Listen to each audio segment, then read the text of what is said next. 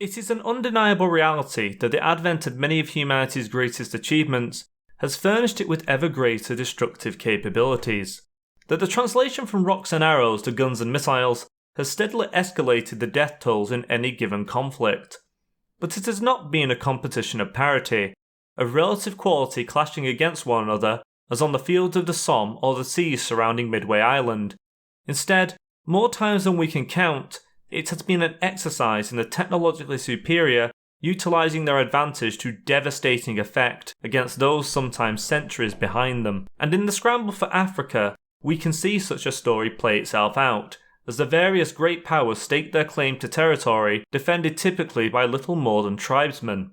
However, there was, at least to some small degree, a chance for the native populations to, if not drive off their invaders, punish them in a contest of arms which still demanded the mettle of man against man. The devastation of 1,300 British troops at Issolwanda comes to mind, for instance. Or more relevant to this video, the humiliation of the Italian army at Adwa on March 1st, 1896. It is not unfair to say that everything from here onwards can find its roots firmly planted in a battle forgotten by most of the world, a battle which, through its outcome, could be said to have slain the League of Nations 40 years later and helped to usher in the Second World War. Certainly, the destruction of General Oreste Barrietari's command taught the Italians some stark lessons regarding colonial warfare. Of the 40,500 troops at Adwa, it is estimated more than 6,000 were killed and a further 4,000 were taken prisoner. Between Emperor Menelik II's overwhelming superiority in numbers, arraying some 100,000 men, and the harshness of the terrain, Baratieri oversaw the worst defeat of a colonial power in African history. If there was to be a repeat performance, therefore, these weaknesses would have to be somehow ameliorated. The drive to conquer territory within the Ethiopian Empire may have been forestalled at Adwa, but not permanently defeated. It would be 40 years until the Italians returned, seeking their revenge, and in this time, they would develop the skills and technology required to overwhelm their opponents on a future battlefield. To this end, one of the most important advancements in Italian arms was that of the aeroplane. The Italians had been quick to realise the importance of aircraft in warfare, being the first to employ them during the Italo-Turkish War of 1911, initially in a reconnaissance role on October 23rd of that year, followed not long after as an improvised bomber. However, it was during the First World War when the plane truly came into its own, with the clashes high above the Western Front giving birth to the legend of the Knights of the Sky. To the great powers who contested the fields of Europe for 4 years, the struggle for air paramountcy would give the victor the ability to scout out their enemy's dispositions without interference, and then bring both terrestrial and airborne firepower to bear upon them. Following this embryonic conflict, in which the air forces of the world earned their spurs, there began a sometimes vicious argument over the proper implementation of air power. Its destructive capabilities were theorised by many to render the ground and sea-based components of a nation's military completely irrelevant. The now famous 1932 utterance from future Prime Minister Stanley Baldwin, that the bomber will always get through, has become synonymous with the pre-war conceptions regarding air power. Yet, underlying Baldwin's speech was a genuine fear of what horror a bomber force could wreak upon Great Britain's cities. What then could a still feudalistic and pre-industrial empire such as Ethiopia do to resist the depredations of air attack? Italian air doctrine can be broadly broken down between two theorists, General Giulio Douhet and General Amedeo Moccosi. Douhet was an advocate of strategic bombing, the likes of which Stanley Baldwin so feared. In his conception, victory in war was determined by who could bring the most ordnance to bear against a nation's industry, communications, infrastructure, government, and people. A conception Air Marshal Sir Arthur Harris of the RAF would try unsuccessfully to replicate against Germany's cities throughout World War II. Moccosi, on the other hand, was no aerial chauvinist. His theories instead hinged upon the use of tactical air power to achieve strategic success, importantly in cooperation with the other branches of the military. Indiscriminate bombing, he believed, was no way to win a war. In a future war, he argued, the Air Force must aim only to overcome the enemy's armed forces, with its 4 tasks: scouting, attacking, defending, and transportation. Despite Douhet enjoying the support of Mussolini and his regime, a fly in his theory's ointment stemmed from the reality that such a bomber force would require an industrial base many magnitudes larger than Italy possessed. Take into consideration that by 1945 the RAF possessed 1,500 modern, predominantly 4-engined heavy bombers. In 1939, Italy could muster only 995 of light and medium make, a reality it never remedied. Italy would not be annihilating its enemies wholesale from the sky anytime soon. The Regia Aeronautica, therefore, primarily for pragmatic reasons, did not wholly fit either general's conception, but certainly felt their influence. In the aeroplane, the Italians had found what they thought to be a game-changing weapons system for colonial warfare. Whereas military discipline and even technological superiority on the ground could be defeated by sheer numbers, as had happened at Adwa, the airspace above East Africa was all but uncontested. There would be no repeat of 1896, no soldiers mobbed by many times their number, no geography hindering their escape.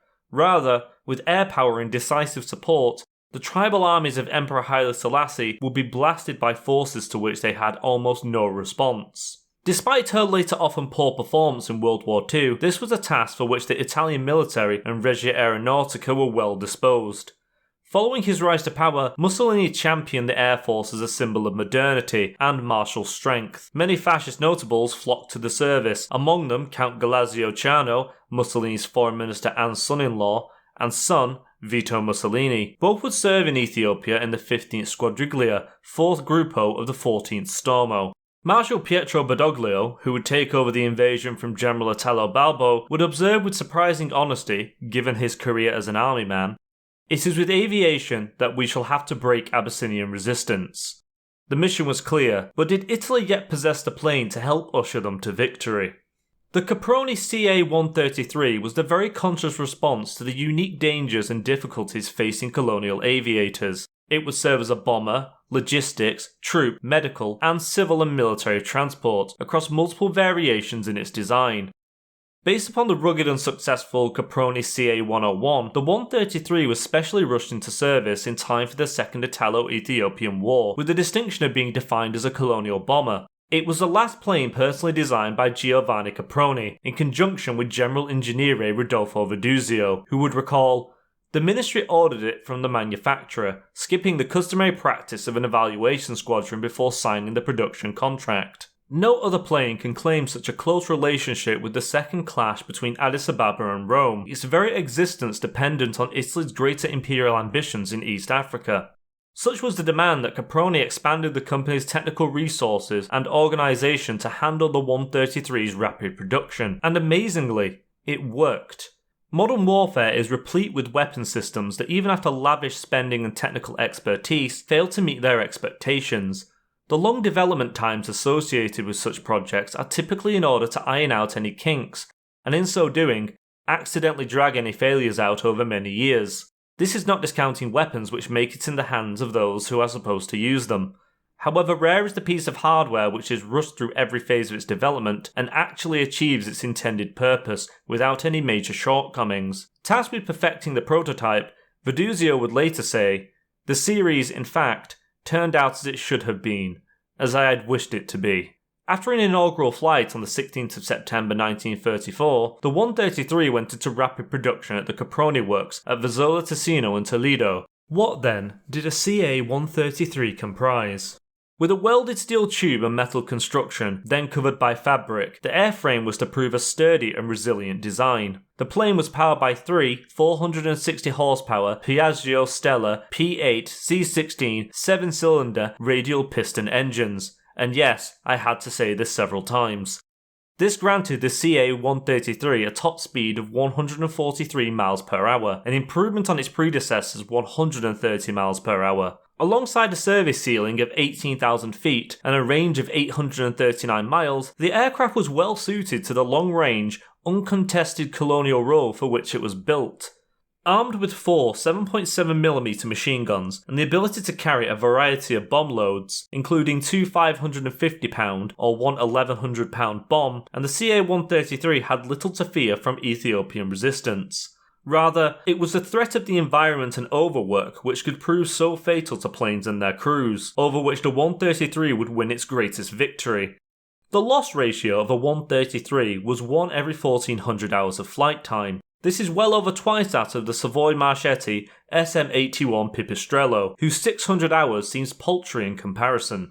The Caproni Ca-133S was a medical transport with a modified internal layout, Stripped of its armament, capable of carrying 6 stretchers alongside 4 seated wounded and assorted medical equipment, a 133S was designated the best airdrop aircraft in the world by the First International Air Rescue Technical Conference in 1937. The 133T, meanwhile, was a troop transport and most common variant, with 283 constructed or converted, capable of carrying 18 fully laden soldiers, the space for which came from the removal of the bomb bays. Unlike the 133S, the other weaponry was kept in place, given the close combat situations in which the plane was sometimes expected to operate. Lastly, the CA-148 was an 8-seat civil and military transport, which saw the introduction of an extra frame to push the cabin forwards, variable pitch propellers, and a reinforced undercarriage. It could carry up to 16 passengers and was operated by the Regia Aeronautica and civilian Ala Littoria airline. It is estimated around 500 to 520 aircraft of all specifications were built, some seeing service with the post-war Italian Air Force. With the beginnings of the war, the 14th Stormo was the first to be equipped with the CA-133, comprising the 44th, 45th and 49th Gruppos. Due to a British refusal to allow the planes to traverse their airspace, 171 133s were transferred by sea between the 9th of December 1935 and the 12th of March 1937. The first operational squadrons were the 6th and 7th, with further conversions from older designs taking place as the war progressed. Following their defeat at Amber Aradam, Ethiopian forces came under merciless and repeated air attack in what Italian aviators would later christen Air Force Day. Comprising 170 sorties, 73 tons of bombs and 13,000 rounds of ammunition expended, the sheer ferocity of the action pushed both men and machines to their limits. By the end of the battle, the 44th had passed its 225-hour inspection interval, and enlisted flight engineer Mario Tudini was posthumously awarded the only gold medal allotted to a 133 crew member of the campaign. Critically, however, the 133 had proven its durability in a combat setting, and passed its baptism by fire with nary an incident. The deployment of 133s to the Somali front in March 1936 allowed General Ferruccio Renaza to embark upon a long-range reconnaissance over Addis Ababa on the 6th of that month, with the unit serving with distinction in East Africa thereafterwards. This was followed on the 13th of March 1936 by machines of the 4th and 49th Gruppo dropping leaflets over the Ethiopian capital. Certainly, in keeping with many of Italy's pre-war air achievements, the 133's performance often seemed to be of longevity and distance rather than destructive capability. In this regard, the Regia Aeronautica had developed a machine in line with its lesser industrial capacity and for a specialised role. That being colonial warfare. Its use as an air ambulance and transport placed it firmly in McCuzzy's conception of air-powered doctrine, and while not the most destructive of bombers, it was still a singular success. Prior to the March of the Iron Will, the advance on Addis Ababa, Marshal Badoglio utilised a dozen 133s to transport his command to Dessie. From here onwards, the CA-133 entered into its most common role in the new Africa Orientale Italiana, colonial policing and guerrilla suppression. Covering 660 square miles, the aeroplane was an invaluable tool for maintaining control of vast and sometimes inaccessible tracts of territory. It was also the only way to travel throughout the country in relative safety, with the railway and road network being regular targets for the Patriot resistance. 2/3 of all 133s produced served in East Africa, and although the design would see deployment almost everywhere the Italian military saw action in World War II, nowhere else enjoyed the same ubiquity of 133s as Ethiopia. By 1939, the drawdown of troops and hardware in East Africa resulted in 20 of the 24 squadrons in-country being equipped with the 133. Such was the importance of the aircraft, maintenance facilities were constructed at Addis Ababa and Meadago. With the isolation of East Africa from the homeland, especially if the Suez Canal was closed to them, the need to fabricate spare parts was an absolute must. Much of the new empire's development was fraught with mismanagement and corruption, with infrastructure projects sometimes running as high as 20 times that as back in Italy. Some of this expense can be explained by the necessitation to import equipment and material, but for the most part stem from an incredible lack of foresight or common sense being exercised by the invaders.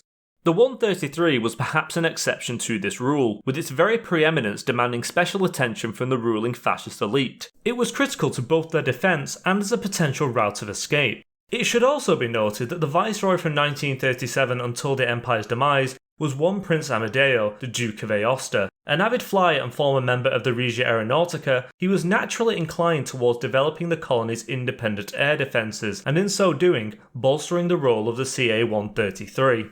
As of 1939, the Italian Air Force operated some 259 CA-133s, with 183 deployed in Africa. While seeing service in the Second World War, they were ill-suited to modern warfare and made easy targets for the Allied air forces operating against them, with many caught on the ground and accordingly blown to pieces. However, to judge them by this performance would be to miss the point of the CA-133 and the specialised purpose for which it was constructed. It demonstrated that Italian manufacturing was adaptable and equal to fulfilling obtainable goals. Far too often, the Italian war effort was a black comedy of German success, an impossible yardstick to which failure was the only possible outcome. The 133, from a functional standpoint, was a plane in keeping with Makozy's theories of a close support aircraft, designed to work in tandem with ground forces. It cannot be said to symbolise a doctrinal victory over Douhet, however, as while the Regia Aeronautica recognised Makozy's wisdom, they were as enslaved to the visions of mass destruction as the next air force.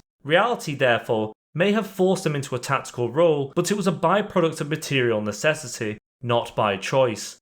The Caproni Ca-133 was the design of its time, and when measured against the great aircraft of the period, is easily overlooked.